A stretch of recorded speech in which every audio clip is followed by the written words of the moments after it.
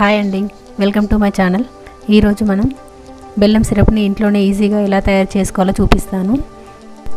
మనం షుగర్కి బదులుగా బెల్లం వాడటం చాలా మంచిదండి. బెల్లంలో చాలా బెనిఫిట్స్ ఉంటాయి. బెల్లంలో రిచ్ ఆఫ్ ఐరన్ ఉంటుందండి.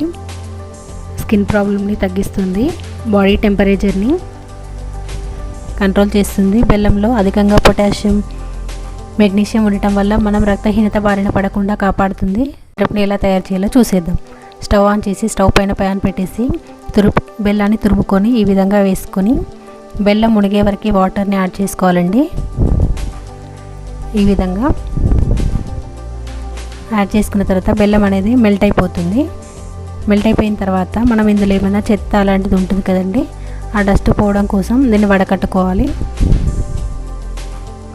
ఈ విధంగా జాలితో వడపోసేసుకొని మళ్ళీ తర్వాత ప్యాన్ పెట్టేసి ఈ వాటర్ని అందులో యాడ్ చేసుకోవాలి.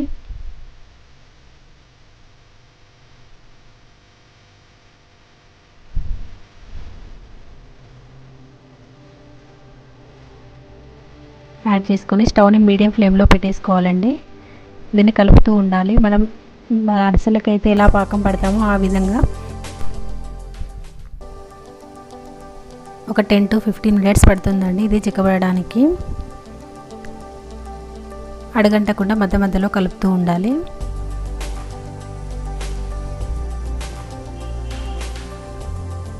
టేస్ట్ అనేది చాలా బాగుంటుంది. చూడండి, ఈ విధంగా పొంగుతున్నప్పుడు ఎక్కువగా కలపాలి.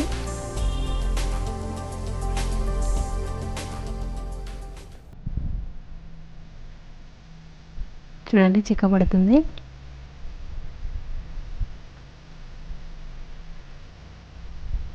ఈ కన్సిస్టెన్సీ రాగానే స్టవ్ని ఆఫ్ చేసేసుకోవాలి. ఫ్లేవర్ కోసం ఇలాచీని యాడ్ చేసుకోవచ్చండి. నేను యాడ్ చేశాను, ఎడిటింగ్లో స్కిప్ అయింది. సో ఇలా రాగానే స్టవ్ ఆఫ్ చేసేసుకోవాలి. దీన్ని గాజు సీసాలో స్టోర్ చేసుకోవడం వల్ల మనకు ఎక్కువ డేస్ పాడవకుండా ఉంటుంది. సో మనం దీన్ని పాలలో కానీ, టీలో కానీ, లేదంటే ఇంకా 6 months పిల్లలకైతే ఉగ్గులో కానీ మిక్స్ చేసి ఇవ్వచ్చు. టేస్ట్ అనేది చాలా బాగుంటుంది. మీరు ట్రై చేయండి. మీకు ఈ వీడియో నచ్చినట్టయితే like, share, comment and subscribe చేయండి. Thank you for watching.